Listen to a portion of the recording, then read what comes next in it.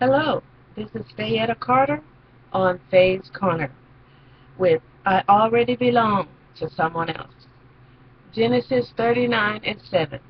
And it came to pass after these things that his master's wife cast longing eyes on Joseph, and she said, Lie with me. Joseph was obviously a very handsome man, and he was a hard-working businessman and knew how to conduct himself in business and in someone else's house. Because she was attracted to him, she wanted him. But his master Potiphar trusted him and gave him everything to work with and to be comfortable, everything but his wife. Potiphar was an officer of the Pharaoh, captain of the guards, and an Egyptian. So Joseph refused to sleep with her after she propositioned him, which made her angry for being rejected. So she lied on him to her husband, and she said he was the one who propositioned her. And so this caused him to be imprisoned and to suffer for years. But God gave Joseph favor in jail and showed him mercy because he was bold enough to tell the devil, I belong to someone else. And his name is Jesus. Are you bold enough to tell the enemy that you belong to someone else when he offers you bribes, fornication, illegal drugs, adultery?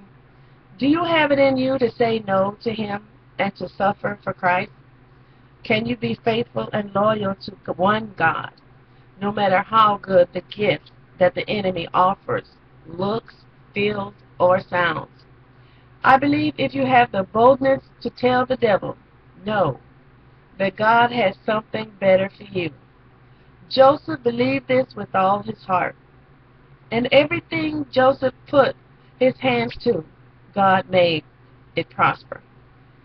When he helped the butler and the baker while he was in prison, when they got out, they did remember how he helped them, and that he was an interpreter of dreams. And that is how he was set free, because the Pharaoh needed him to interpret his dreams. Even after 2 years of prison, his hope did not die.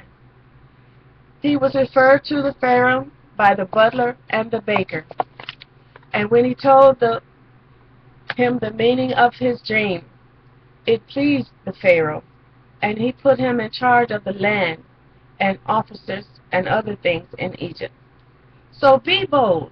Let the enemy know you belong to another, and give God some praise and give him some worship. Open your mouth to tell someone about your God. Be faithful and loyal and true. Joseph did not succumb to a man's proclivity or propensity or his natural inclination. He fought the wrong thoughts and feelings he had and said no. And you can do the same when wrong thoughts and feelings come to your mind to do. So do it. Take a leap of faith and make things happen. And one more thing. Shatter bonnets because it hurts everyone. Thank you.